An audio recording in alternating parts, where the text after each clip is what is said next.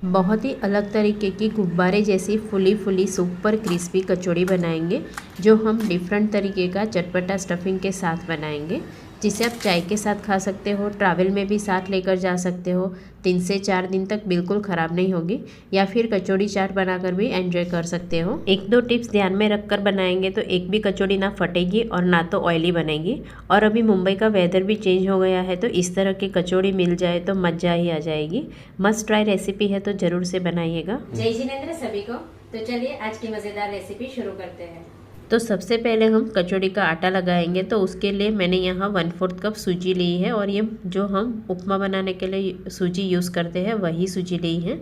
और इसमें 1 से 1.5 चम्मच कसूरी मेथी ऐड करेंगे और 1/4 कप पानी ऐड करेंगे। तो हमने जितनी सूजी ली है उतना ही पानी ऐड करना है और अच्छे से हमें मिक्स कर लेना है। आप हल्का गुनगुना पानी लेंगे तो भी चलेगा।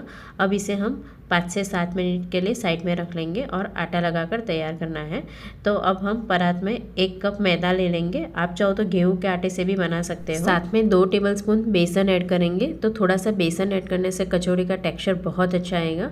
और इसमें आधी टीस्पून अजवाइन को थोड़ा क्रश करके ऐड करेंगे, 3/4 टीस्पून नमक, आधी टीस्पून सौंठ पाउडर, आधी टीस्पून लाल मिर्च पाउडर और 2 टेबलस्पून ऑयल ऐड करेंगे। तो कचौड़ी का आटा लगाने के लिए ऑयल हमें थोड़ा सा ज़्यादा ऐड करना है, और ऑयल और सारे मसाले को हमें आटे में अच्छे से मिक्स कर लेना है। यानी सारे मसाले को हमें मसल कर आटे में मिक्स करना है। तो अभी आपको ऑयल थोड़ा ज़्यादा लगेगा, पर हमने जो सूजी और कसूरी मेथी को भिगाया था वो भी हमें इसी आटे में ऐड करना है। तो थोड़ी सी सूजी ऐड करने से भी हमारी कचौड़ी का टेक्सचर बहुत अच्छा आएगा और एकदम क्रिस्पी बनेगी। तो देखिए यहाँ जो हमने सूजी और कसूरी मेथी को भिगाया था वो भी ऐड कर लेंगे। और पहले हमें अभी पानी ऐड नहीं करना है। इस तरह से हम सूजी के साथ जो पानी मिलाया था उसी के साथ हमें आटे को अच्छे से लगा लेना है। फिर ज़रूरत के हिसाब से हम सिर्फ 1 से 1.5 टेबलस्पून पानी ऐड करेंगे और मीडियम सॉफ्ट आटा लगाकर तैयार करेंगे। यानी हमें हल्का कड़क आटा लगाना है, ज़्यादा नरम आटा नहीं लगाना है, ना ही ज़्यादा कड़क आटा लगाना है। इस तरह से हल्का सॉफ्ट आटा लगाएंगे। अब आटे पे थोड़ा सा ऑयल लगा देंगे, जिससे आटा बिल्कुल ड्राई नहीं होगा। और एक बार अच्छे से मसल कर ढक कर हम 15 से 20 मिनट के लिए रेस्ट के लिए रख देंगे। तब तक हम स्टफिंग बनाएंगे। तो उसके लिए मैंने यहाँ कम स्पाइसी वाली 4 से 5 हरी मिर्ची ली है और 2 स्पाइसी मिर्ची ली है। आधा कप हरा धनिया डंठल के साथ रफली कट करके लिया है और 10 से 12 करी पत्ता लिया है। अब छोटे मिक्सर बाउल में 1/4 कप दालिया ऐड करेंगे, हरी मिर्ची, करी पत्ता और हरा धनिया भी ऐड करेंगे। और साथ में इसमें आधी टीस्पून नमक, 1/8 टीस्पून हल्दी पाउडर, 1/4 टीस्पून हींग और आधी टीस्पून जीरा ऐड करेंगे। साथ में 3/4 टीस्पून आमचूर पाउडर ऐड करेंगे और बिना पानी इसे हमें दरदरा ग्राइंड करना है। तो ये स्टफिंग में हमें नींबू का यूज़ भी नहीं करना है, हो सके उतना हम इस तरह से हल्का ड्राई स्टफिंग बनाकर तैयार करेंगे। तो इसके लिए मैंने यहाँ आमचूर पाउडर का यूज़ किया है। देखिए स्टफिंग बनकर तैयार है। अब हम आटे को भी चेक कर लेंगे। तो 15 से 20 मिनट में आटा भी अच्छे से सेट हो चुका है। आटे को एक बार अच्छे से मसल देंगे। और कचौड़ी बनाने के लिए आटा एकदम परफेक्ट होगा, तो बिल्कुल ऑयली नहीं बनेगी, ना तो फटेगी। और इतने आटे और स्टफिंग से हम 15 कचौड़ी बना सकते हैं। तो मीडियम साइज़ की लोई बनाकर इस तरह से हम राउंड शेप कर लेंगे। अब हम इसे बेलेंगे, तो बिना सूखा आटा इसे हमें बेलना है। तो देखिए हमें पूड़ी के जैसे ही हमें पहले बेल देना है। तो किनारों पे हम हल्का पतला बेलेंगे। तो जैसे हम पूड़ी बेलते हैं वैसे हमें पतली पूड़ी नहीं बेलनी है, थोड़ी मोटी बेलनी है। अब बीच में हम आधी टीस्पून जितना स्टफिंग को इस तरह से हाथ से स्प्रेड कर लेंगे।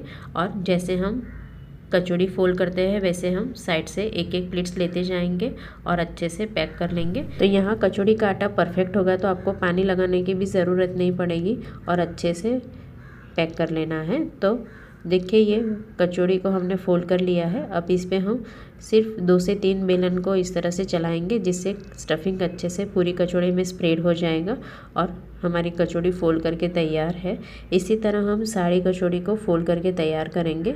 तो देखिए यहाँ इस तरह से थोड़ी बड़ी साइज़ में पूरी बेल देनी है और बीच में थोड़ा सा स्टफिंग को इस तरह से हाथ से स्प्रेड कर लेना है।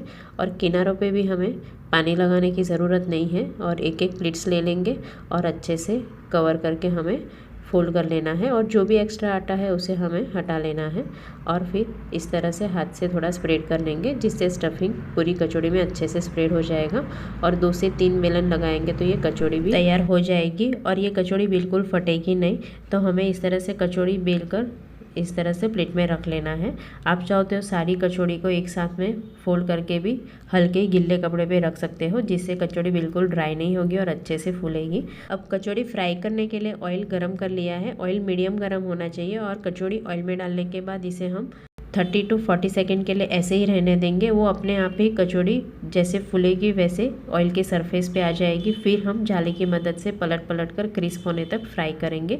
तो जहाँ हमने फोल्ड किया है वो साइड हल्का थिक होता है, तो वो साइड पे हमें अच्छे से स्लो फ्लेम पर फ्राई कर लेना है, जिससे कचौड़ी बिल्कुल सॉगी नहीं होगी और लंबे समय तक क्रिस्पी रहेगी।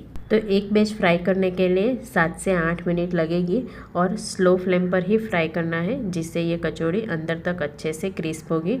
तो देखिए हमें इस तरह से गोल्डन ब्राउन हो जाएगी, तब तक हमें फ्राई करना है। तो एक बैच फ्राई हो चुका है, तो इसे हम निकाल लेंगे। और जब तक कचौड़ी फ्राई होती है तब तक मैंने यहाँ दूसरी कचौड़ी भी तैयार कर ली है। तो वापस हमें गैस की फ्लेम स्लो रखनी है और एक एक कचौड़ी को ऑयल में डाल देंगे। और ऑयल में डालने के बाद कचौड़ी को हम बिल्कुल जाली की मदद से टच नहीं करेंगे। जब ये कचौड़ी ऑयल के सरफेस के ऊपर अपने आप फुल कर आ जाएगी, फिर हम जाली की मदद से साइड चेंज करेंगे। और अब हम इसे पलट पलट कर क्रिस्प होने तक गोल्डन ब्राउन हो जाएगी, तब तक फ्राई करेंगे। अगर आप एक साथ में कचौड़ी फोल्ड करके रख रहे हैं तो हल्के गिल्ले कपड़े से कवर कर लेंगे, जिससे ये कचौड़ी बिल्कुल ड्राई नहीं होगी ना, तो अच्छे से फ्राई कर पाएंगे। अगर कचौड़ी ज़्यादा ड्राई हो जाएगी तो फिर फूलेगी नहीं। तो देखिए दूसरा बैच भी फ्राई कर लिया है। इसी तरह हम तीसरा बैच को भी फ्राई कर लेंगे। तो देखिए ऑयल ज़्यादा गर्म हो जाता है तो आप बीच में 1 से 2 मिनट के लिए गैस बंद कर लेंगे और फिर कचौड़ी फ्राई करेंगे। तो देखिए यहाँ हमने ऑयल में कचौड़ी डालने के बाद ये गुब्बारे जैसी अपने आप ही फूलकर ऑयल के सरफेस पे आ जाती है।